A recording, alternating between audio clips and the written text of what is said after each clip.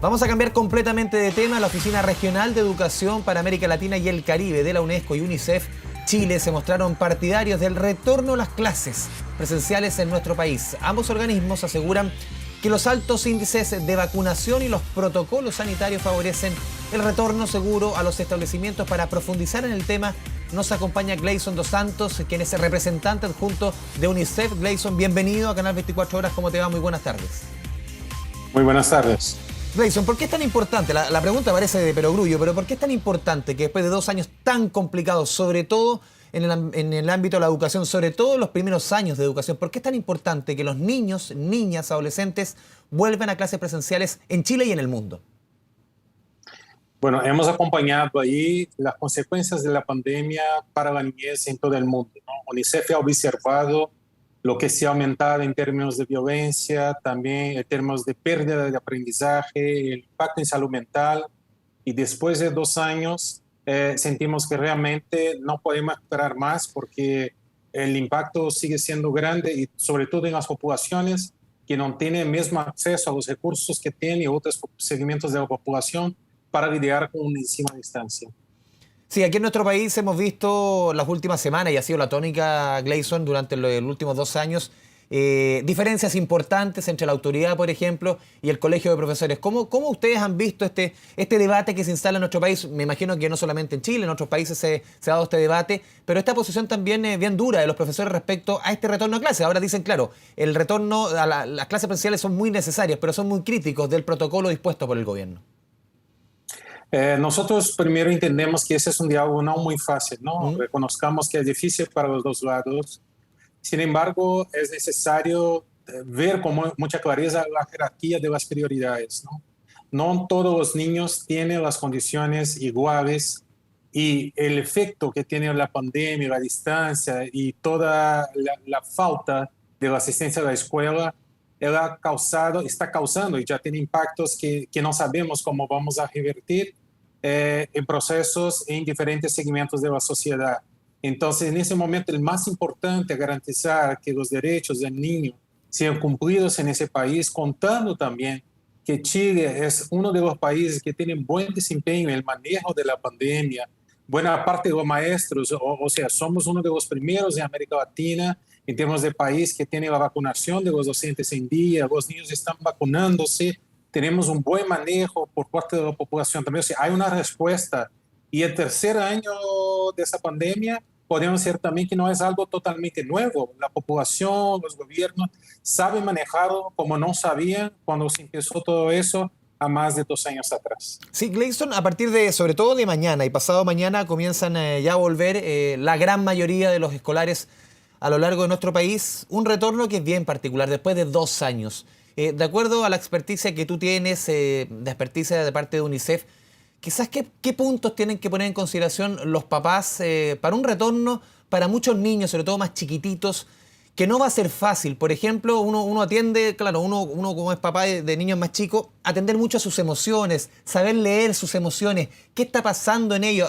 También administrarles un vocabulario generoso respecto a las emociones que van sucediendo en los niños con un retorno que es muy especial. Exactamente. Creo que el principal elemento que debemos fijar atención es la salud mental. La salud mental de toda la gente, de los niños, de la familia y de la comunidad escolar también. Entonces, en ese esfuerzo también tenemos que tener eso en mente para que poder tomar las decisiones de la mejor manera posible. Por ejemplo, quizás la reacción de un niño que no ha experimentado ningún ambiente escolar durante esos 2 años y va a ser su primera vez, y también para los niños que van a volver con muchos conflictos, también tienen muchos sentimientos revueltos, vuelven para ese ambiente también con los problemas que acumularon durante la pandemia. Creo que debemos priorizar el diálogo y también la comprensión y la empatía para que de hecho creemos el ambiente. Tenemos que hablar de lo que significó ese tiempo encerrado para los niños. Las escuelas deben abrir espacio de diálogo y los papás deben estar muy atentos a cualquier señal de impacto negativo en las emociones para no mirarlo solamente de una perspectiva académica, pero también de una perspectiva emocional, que incluso será uno de los mayores desafíos, volver a los patamares de salud emocional que estábamos antes de la pandemia. Gleison, también uno sugiere también que, y cómo lo ves tú como experto, puede ser importante estos días previos al ingreso a clase, entre comillas, preparar a los niños, decir qué es lo que se les viene, más o menos cuáles van a ser sus rutinas, y también quizás pasada 1, 2, 3 semanas, un mes de retorno a clase, también atender lo que está pasando con esos niños. É sumamente importante, não? Sobretudo os papás que encontram com os niños al inicio, al final de la jornada. Es importante dialogar, conversar, cómo se sintió, ¿no? ¿Qué impresiones ha tenido, pero también es importante preparar a los niños sobre su corresponsabilidad en mantener ese ambiente como un ambiente saludable, no solamente emocionalmente, pero también de la práctica de lavar las manos, respetar la distancia necesaria, tener todos esos cuidados con que los niños participen, porque cuando los niños también están involucrados en la búsqueda de soluciones para los problemas, tenemos resultados mucho más efectivos que solamente coordinar a partir de los adultos las soluciones que necesitamos para ese tipo de situación. Gleison, hemos visto en diferentes estudios que han realizado organismos privados, también la autoridad respecto al bajo aprendizaje, lamentablemente, que han tenido niños durante estos 2 años. Claramente, la educación presencial es muy distinta a la educación a distancia y esa brecha es muchísimo mayor en los lugares más vulnerables. ¿Crees tú que ya 2 años de pandemia, hay muchas de estas materias, mucho de ese aprendizaje, que pese a todos los esfuerzos de profesores, de las comunidades escolares, del gobierno, entidades privadas, mucho de ese aprendizaje sencillamente no se va a recuperar? Mira, hay ya estudios, ¿no? En otros países dimensionando el impacto económico de los años que los niños dejaron de estudiar, o sea, ya hay impactos proyectados, ¿no? Y obviamente se puede recuperar, pero hay pérdida que va a requerir un esfuerzo extra de los padres, de las escuelas, porque también los niños no entran con la motivación que tenían antes. O sea, imagina que un niño está escuchando en la casa los miedos que tienen los padres, o quizás va a escuchar de los miedos de algunos maestros. Entonces el niño captura todo eso y también absorbe y va a reaccionar de esa forma, ¿no? Entonces también es importante considerar que la pérdida se puede recuperar, pero no va a ser en los mismos patamares que tuviéramos en ambiente normal. Significa que tenemos que hacer un extra esfuerzo y considerar el elemento emocional como elemento también principal en la reconducción al aprendizaje. Significa también que tenemos que pensar en los estudiantes que necesitan mucho clase presencial, como los estudiantes con necesidades especiales o que tienen limitaciones motoras, que necesitan de hecho del ambiente presencial y que no ha experimentado ni tampoco los beneficios del ambiente virtual que ha tenido otros alumnos. Esto sin hablar de los niños que dependen, por ejemplo, de la escuela para estar en un ambiente más seguro contra violencia, que dependen de la escuela también para tener acceso a alimentación. Entonces, de una manera, digamos que igualitaria, el regreso interesa a toda la sociedad. Sí, son muchas variantes las que se involucran acá.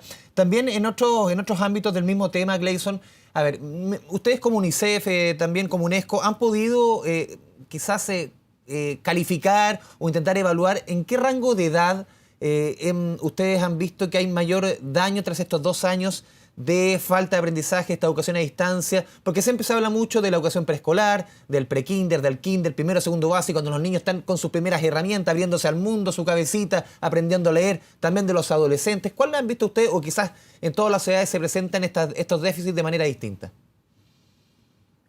Los niños tienen, digamos que capacidades a desarrollar de acuerdo con su rango etario, ¿no?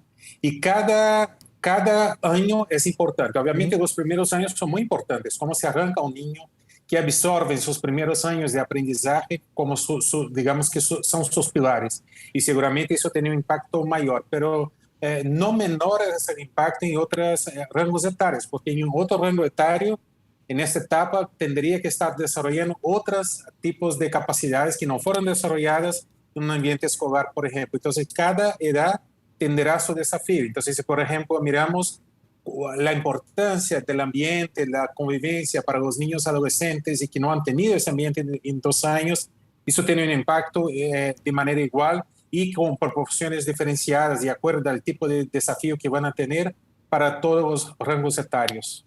Por último, Gleison, ¿ustedes están de acuerdo? No sé si has podido analizar el protocolo de retorno a clases que ha dispuesto el Ministerio de Educación. ¿Por qué te lo pregunto? Porque, claro, las clases comienzan mañana, pasado mañana, pero el 11 de marzo tenemos cambio de mando, cambio de mano de alguna forma, nuevas autoridades en educación y seguramente van a querer hacer algún cambio al protocolo. Hay puntos que no estén de acuerdo, puntos que van a fortalecer.